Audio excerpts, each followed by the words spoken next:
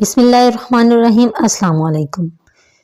فاطمہ نامی ایک سمجھدار اور ذہین لڑکی اپنے ماں باپ کے ساتھ اپنے گھر میں بہت زیادہ خوش تھی۔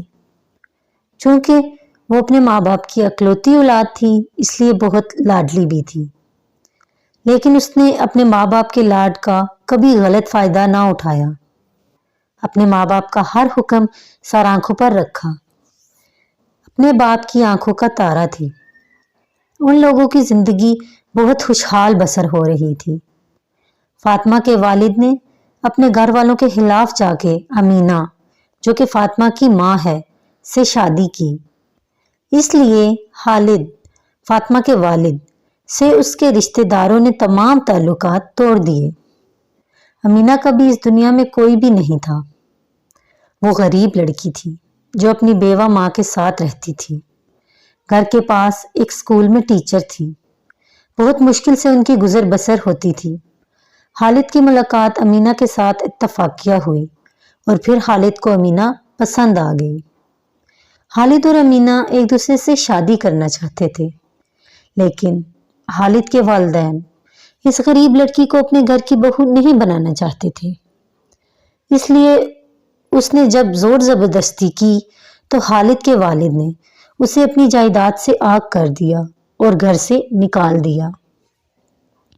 خالد نے محنت کر کے علادہ اپنے لیے ایک گھر لیا۔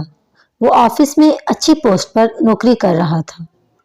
امینہ کی والدہ کی طبیعت بہت خراب ہونے کی وجہ سے وہ اپنے خالق کے حقیقی سے جا ملی۔ اس طرح امینہ اور خالد کا سادگی سے نکاح ہو گیا۔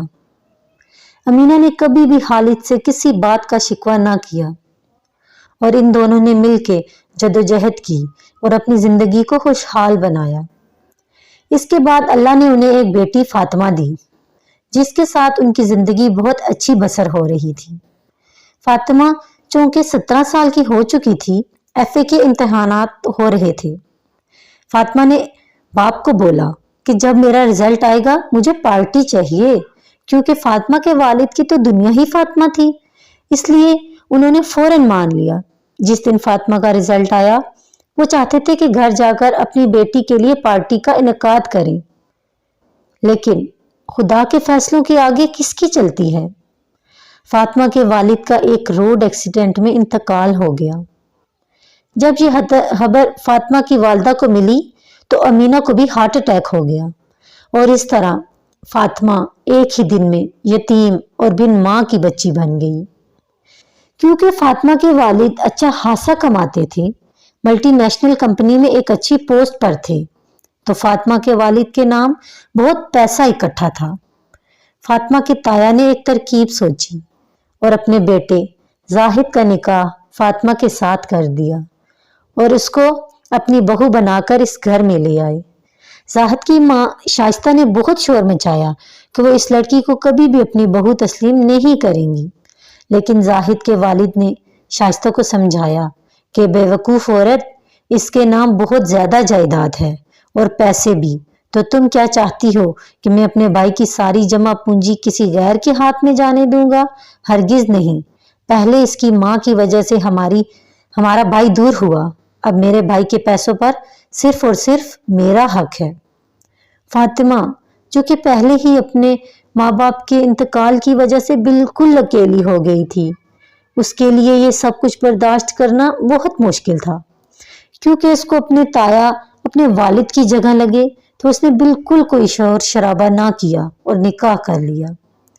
شاہد کی بیوی بن کر فاطمہ کے لیے تو مشکلات کی زندگی کا آغاز ہو گیا۔ یہاں پر اس گھر میں کوئی بھی اس کے ساتھ سیدھے منہ بات نہیں کرتا تھا اور سارے گھر کے کام فاطمہ سے کروائے جاتے تھے۔ فاطمہ یہ سب کچھ اپنے شوہر زاہد کو بھی نہیں بتا سکتی تھی، کیونکہ شاہد نے اس کو پہلے دن ہی بتا دیا تھا کہ تم یہاں میرے باپ کی مرضی سے آئی ہو، اس لیے جو بھی میرے ماں باپ چاہیں گے وہی ہوگا، تمہیں میری ماں کا ہر حکم بجا لانا ہوگا۔ تایا، جو کہ فاطمہ کے والد فوت ہوئے تو فاطمہ کو بہت لاڈ دکھا رہے تھے اور اس کی ہر بات مان رہے تھے۔ اپنے بیٹے سے نکاح کرنے اور فاطمہ کی ساری جائیداد پر قبضہ کرنے کے بعد فاطمہ کو تو جیسے بھول گئے تھے۔ اس لیے فاطمہ بیچاری خاموش ہو کر رہ گئی۔ फातिमा अक्सर रात को रोती रहती और अपना पुराना वक्त याद करती जब वो अपने माँ बाप के साथ एक खुशहाल जिंदगी बसर कर रही थी। अब तो फातिमा को कोई पूछने वाला ही नहीं था। फातिमा के सारे ख्वाब अधूरे रह गए। लेकिन वक्त का काम ही गुजर जाना है, वक्त किसी के लिए नहीं रुकता। फातिमा की जिंदगी के मुश्किल तरीन 4 बरस गुजर चुके थे। फातिमा को अल्लाह ताला ने एक खूबसूरत बेटे और बेटी से भी नवाजा था। बेटा 3 साल का और बेटी 2 साल की थी। फातिमा की तो कुल कायनात ये बच्चे बन गए। खुदा की करनी ऐसी हुई कि एक दफा फातिमा की सास को फालिज का अटैक हुआ। फातिमा की सास पूरे घर पर राज कर रही थी। अब खुद उठकर पानी भी नहीं पी पाती थी। लेकिन फातिमा की तरबियत क्योंकि अच्छे हाथों में हुई थी, तो फातिमा ने कभी भी अपनी सास को अकेला ना छोड़ा और दिन रात अपनी सास की देखभाल करती रही। वो अपनी सास का ख्याल बिल्कुल अपनी माँ की तरह रखती रही थी। क्योंकि फातिमा के साथ उसकी सास का बेशक बुरा रवैया था, लेकिन फातिमा ने उन्हें हमेशा अपनी माँ की जगह देखा। फातिमा की दिन रात की मेहनत रंग लाई और फातिमा की सास बहुत हद तक ठीक हो गई। ये सब कुछ फातिमा की ताया और उसका शौहर भी देख रहे थे कि फातिमा ने बिल्कुल जुबान पर कोई शिकवा लाए बगैर किस तरह से अपनी सास को संभाला है। उसके बाद फातिमा की सास ने फातिमा से माफी मांगी। फातिमा के ताया अबू ने भी फातिमा का सारा हक जो उसके वालिदैन छोड़ कर गए थे उसके हवाले कर दिया। शाहिद ने भी फातिमा से माफी मांगी। उसको इस बात का बहुत दुख था कि उसने अपनी बीवी के जायज हकूक नहीं दिए।